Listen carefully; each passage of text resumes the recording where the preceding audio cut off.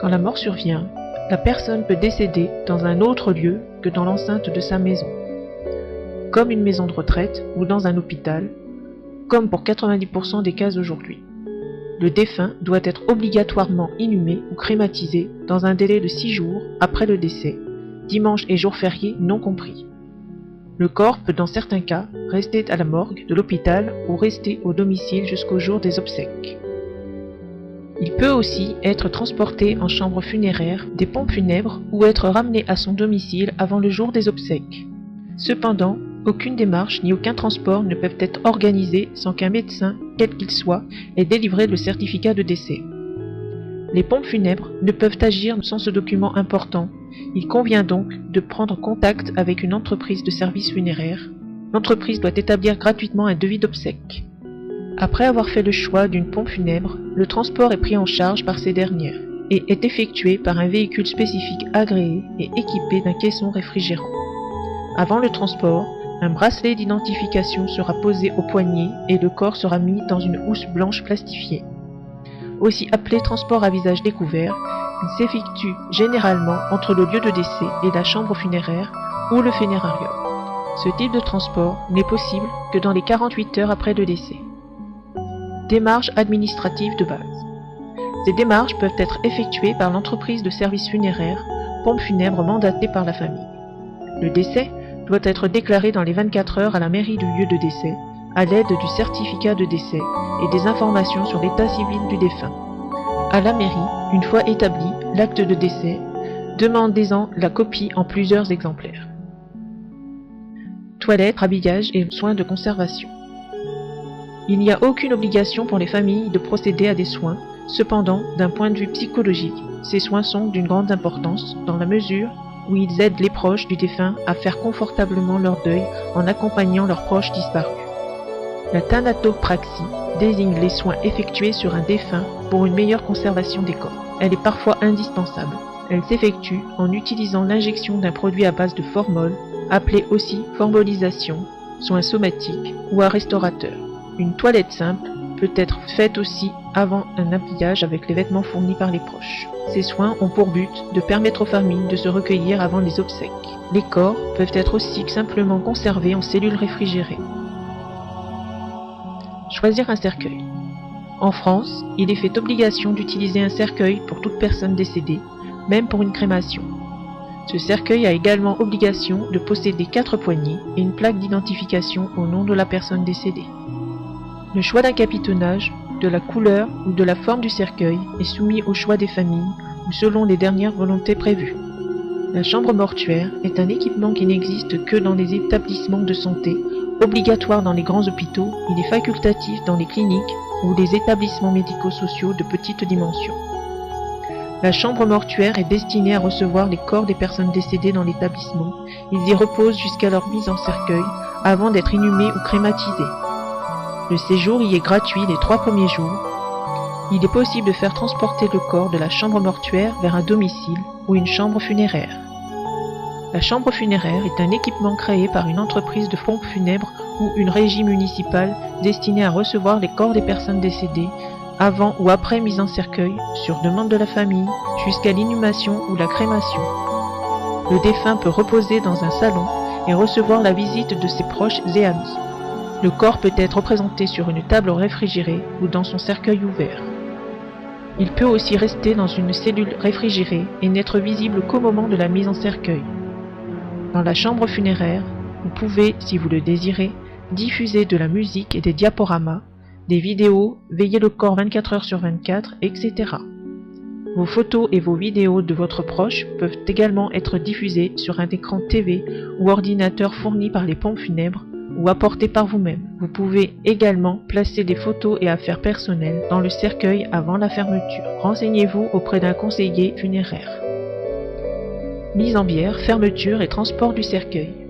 La mise en bière consiste à placer le corps du défunt dans le cercueil, mais sans fermeture du couvercle. La famille n'assiste généralement pas à cette procédure.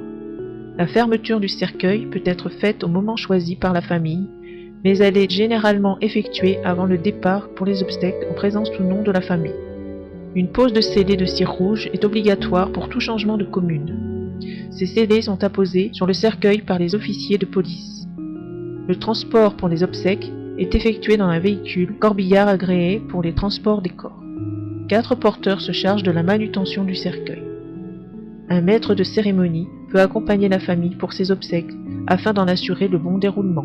Un convoi de véhicules peut parfois suivre le corbillard pendant le trajet vers la cérémonie. La famille peut parfois monter dans le corbillard avec le cercueil. Inhumation ou crémation. L'inhumation consiste à placer le corps du défunt dans une tombe ou un caveau. Elle a lieu dans un cimetière le plus souvent 6 jours au plus après le décès.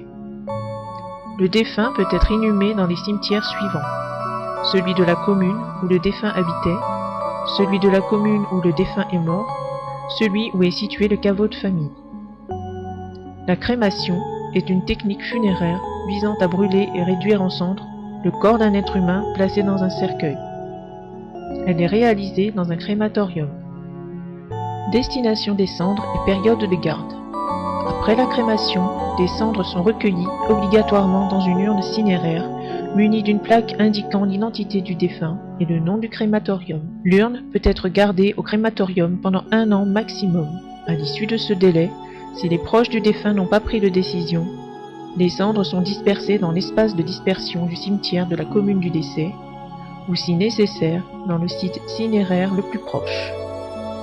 L'urne peut être aussi disposée dans un cimetière, dans un columbarium, lieu pour accueillir les urnes, ou disposée dans un caveau familial.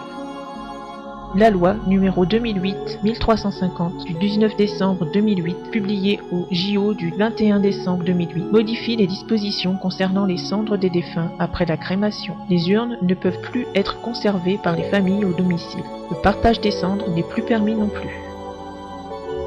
La cérémonie civile. En l'absence de conviction religieuse, une cérémonie civile peut être organisée dans une salle, au domicile, ou comme le plus souvent dans le cimetière avant l'inhumation. Pour une crémation, une cérémonie est organisée avant le départ du cercueil pour la crémation. Ces cérémonies civiles consistent à l'écoute de poèmes, de textes d'hommage, de musique, de discours, etc.